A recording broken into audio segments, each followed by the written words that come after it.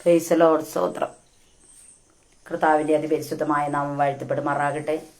ഈ രാത്രിയുടെ ശാന്തതയിൽ നമുക്ക് ഏവർക്കുമായിരിക്കാൻ ഈ റോസ് ഫാമിലി ഗ്രൂപ്പിൽ കടന്നു വരുവാനും ഇന്ന് രാത്രി നമുക്കെല്ലാം ഒരുമിച്ചായിരിക്കാൻ കർത്താവ് ഒരുക്കിയ നല്ല അവസരത്തെ ഓർത്ത് നന്ദിയോടെ സ്തോത്രം ചെയ്യുന്നു.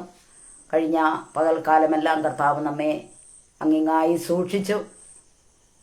പ്രതിസന്ധികളെ കൊണ്ട് നിറഞ്ഞ ഈ ലോകത്തിൽ വളരെ കാറ്റും മഴയുടെയും വെള്ളപ്പൊക്കത്തിൻ്റെ എല്ലാ അനുഭവത്തിൽ വളരെ ദുരിതങ്ങൾ, നമ്മുടെ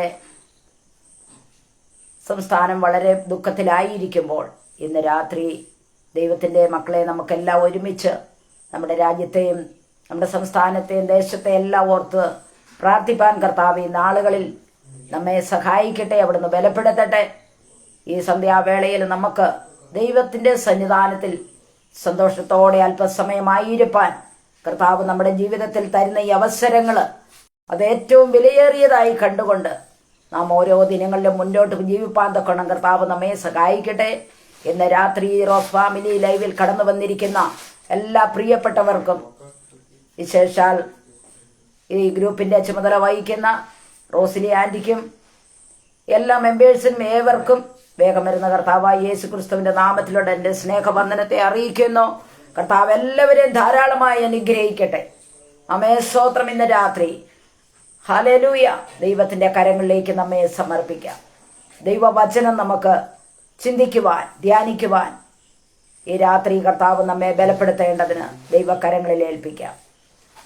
പരിശുദ്ധ ദൈവമേ, സ്വർഗസ്ഥ നല്ല പിതാവേ, ഈ നല്ല രാത്രിയുടെ ശാന്തതയ്ക്കായി സ്തോത്രം.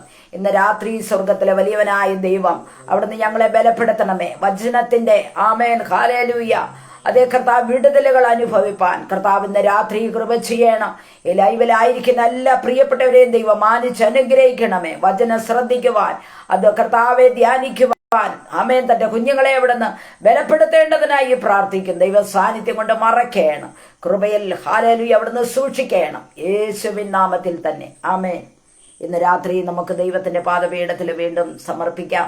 Amen hallelujah. നമുക്ക് വളരെ സുപരിചിതമായൊരു വേദഭാഗമാണ് 19-ാം സങ്കീർത്തനം. അതിന്റെ അവസാന ഭാഗം ഇപ്രകാരം പറയുന്നു: എന്റെ പാറയും എന്റെ വീണ്ടെടുപ്പുകാരനുമായ യഹോവേ, എന്റെ വായിലെ വാക്കുകളും എന്റെ ഹൃദയത്തിലെ ധ്യാനവും നിനക്ക് പ്രസാദകരമായിരിക്കുമാറാകട്ടെ. Praise the Lord.